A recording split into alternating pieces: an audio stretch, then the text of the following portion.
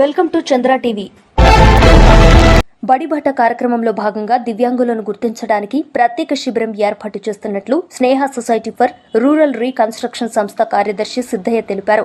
శనివారం ఆయన మాట్లాడారు. ఈ నెల 9న బోధన్లోని మహాలక్ష్మి కళ్యాణ మండపంలో ఉదయం 10 గంటలకు దివ్యాంగుల గుర్తింపు కార్యక్రమం ఉంటుందన్నారు. మండలంలోని దివ్యాంగులు ఈ కార్యక్రమాన్ని వినియోగించుకోవాలన్నారు. వికలాంగుల కోసం ఒక ప్రత్యేక కార్యక్రమాన్ని ప్లాన్ చేయడం జరిగింది. అదే వికలాంగుల బడిబాట కార్యక్రమం. సో ఇప్పుడు నార్మల్ స్కూల్స్లో కూడా ఇప్పుడు స్కూల్స్ రీఓపెన్ అవుతున్నాయి కాబట్టి నార్మల్ స్కూల్స్లో కూడా బడిబాట కార్యక్రమం అనేది చాలా చురుగ్గా జరుగుతుంది. మరి అదేవిధంగా మరి చాలామంది వికలాంగులు మరి బయటే ఉన్నారు. సో రీసెంట్గా ఒక యూనిసెఫ్ రిపోర్టు ఏం చెప్తుందంటే 0 to 7 years ఉన్న పిల్లల్లో దాదాపుగా 95% వికలాంగులు బయటే ఉన్నారు. వాళ్ళు ఏ స్కూల్లోకి ఎన్రోల్ కావట్లేదు అనేది మాకు వచ్చిన సమాచారం ప్రకారం కూడా మేము నిజామాబాద్ జిల్లాలో దాదాపుగా 3,000 మంది మానసిక వికలాంగుల్ని ఇప్పటి వరకు రిజిస్ట్రేషన్ చేసుకుంటే అందులో దాదాపుగా 300 మంది మాత్రమే స్పెషల్ ఎడ్యుకేషన్ కోసం రిజిస్ట్రేషన్ అయినారు. మిగతా దాదాపుగా 2,700 మంది పిల్లలు స్కూల్ బయటే ఉన్నారు. సో పాత జిల్లాకు సంబంధించిన సమాచారం ప్రకారం 3,000 మంది 0 to 18 years ఉన్న మానసిక వికలాంగులు ఉన్నారు. వాళ్ళల్లో కేవలం 300 మంది మాత్రమే స్కూల్స్లో అడ్మిట్ అయ్యారు. సో మిగతా 2,700 మంది స్కూల్ బయటే ఉన్నారు. ఈ బడిబాట కార్యక్రమం వల్ల ఏం చేయాలనుకున్నామంటే మా దగ్గర ఉన్న సిబ్బంది ఉన్నారు. దాదాపుగా ఒక 25-30 మంది సిబ్బంది ఉన్నారు. వీళ్ళు డోర్ టు డోర్ పోతున్నారు. బోధన్ డివిజన్ మొత్తం కూడా కవర్ చేయాలనేది మా ప్రధాన ఉద్దేశం.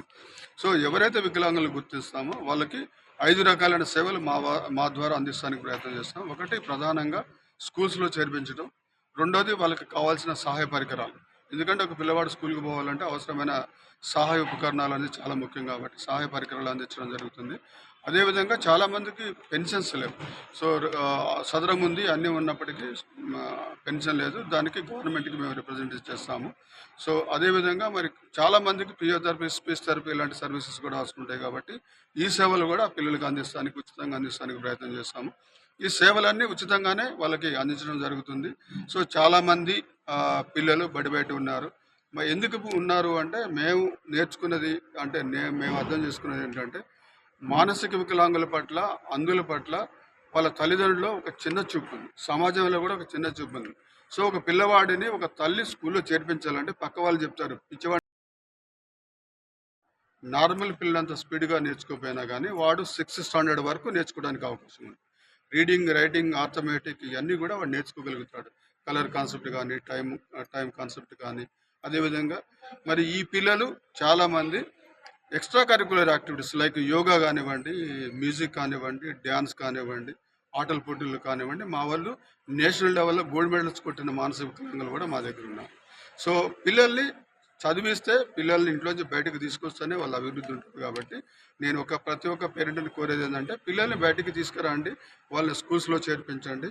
వాళ్ళు మీ మీద భారం కాకుండా రేపు వాళ్ళు మీకు చేదోడుగా వాదోడుకుంటారు. మోరవరు ఇప్పుడు నేను చూస్తున్నది ఏంటంటే మా దగ్గర చదువుకున్న మానసిక వికలాంగులు కొంతమంది చిన్న చిన్న ఉద్యోగాలు చేస్తున్నారు, కుటుంబాలను పోషిస్తున్నారు. సో ఈ అపోహలు మానేసి మానసిక వికలాంగులు ఏం నేర్చుకుంటారు అనే అపోహ మానేసి వాళ్ళందరినీ కూడా స్కూల్లో చేర్పించాలని కోరుకుంటున్నాను. అదేవిధంగా అంధ విద్యార్థులు కూడా మా దగ్గర 90 మంది అంధ విద్యార్థులు స్కూల్లో చదువుకున్నారు. ఇప్పటి వరకు 75 మంది అంధ విద్యార్థులు 10th పాస్ అయ్యారు. అందులో 28 మంది ప్రభుత్వ ఉద్యోగులు సాధించారు ఆల్రెడీ. సో అంటే వాళ్ళని కూడా లిటరేట్గా చేస్తే, అంటే బ్రెయిల్ లిటరేట్గా చేస్తే వాళ్ళు తప్పనిసరిగా వాళ్ళ ఉద్యోగం వాళ్ళు పొందుకుంటారు.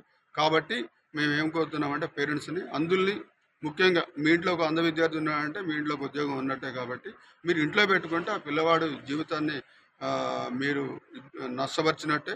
కాబట్టి వాళ్ళందరినీ స్కూల్లో చేర్పించండి. ఎందుకంటే బ్లైండ్ పిల్లలందరికీ కూడా ఏజ్ అప్రోప్రియేట్ ఎడ్యుకేషన్ ఉంటుంది. 5 సంవత్సరాలు నిండిన తర్వాత వాళ్ళు స్కూల్లో ఉండాల్సిందే. సో ఎందుకంటే వాళ్ళకు 10th 18 సంవత్సరాల లోపల అయిపోతే మరి వాడు కూడా నార్మల్ ఎడ్యుకేషన్కి పోతానికి అవకాశం ఉంటుంది. కాబట్టి ఈ పిల్లల్ని అశ్రద్ధ చేయకుండా ఈ పిల్లలు ఏం చేయగలుగుతారులే అనేది అనుకోకుండా వాళ్ళందరినీ కూడా స్కూల్లో చేర్పించండి. ఎవరికైతే సహాయ ఉపకరణాలు అవసరం ఉన్నాయో వాళ్ళందరికీ కూడా సహాయ ఉపకరణాలు అంటే ట్రైసైకిల్స్ కానీ, వీల్ చైర్స్ కానివ్వండి, హీరింగ్ ఎయిడ్స్ కానివ్వండి, మ్యాగ్నిఫైర్స్ కానివ్వండి, బ్రెయిల్ వాకింగ్ స్టిక్స్ కానివ్వండి, బ్రెయిల్ స్లేట్స్ కానివ్వండి, అన్ని ఉపకరణాలు మేము ఈ క్యాంపులో ఐడెంటిఫై చేసిన వాళ్ళకి అనేది ఇవ్వడం జరుగుతుంది. మేము దివ్యాంగుల కోసం పనిచేయడం ప్రారంభించి 1995లో స్టార్ట్ చేసినామంటే 30 సంవత్సరాలు అయింది కాబట్టి 30 సంవత్సరాల వేడుకలు మేము నిజామాబాద్లో చేస్తాము. ఆ వేడుకలు చేసేటప్పుడు ఈ గుర్తించిన పిల్లలందరికీ కూడా సహాయ ఉపకరణాలను ఉచితంగా అందించడం జరుగుతుంది. కాబట్టి ముఖ్యంగా దివ్యాంగుల తల్లిదండ్రులు మీ పిల్లలని క్యాంప్కి తీసుకురండి. వాళ్ళని ఏదో ఒక సర్వీస్కి మేము ప్రొవైడ్ చేస్తానికి మేము ప్రయత్నం చేస్తాము. వాళ్ళందరినీ కూడా సమాజంలో ఉపయోగకరమైన పౌరులుగా మనం అందరం కలిసి తీర్చిదిద్దుతాం. ఇది ప్రతి ఒక్కరికి గుర్తించాలని మనం ఇక్కడే బోధనలో మరి ఈ దివ్యాంగుల బడిబాట కార్యక్రమం అన్ని మహాలక్ష్మి మందిర్ కళ్యాణ మండపంలో 9వ తారీఖు సోమవారం రోజు ఏర్పాటు చేయడం జరిగింది. కాబట్టి దీన్ని ప్రతి ఒక్కరు సద్వినియోగం చేసుకోవాలి.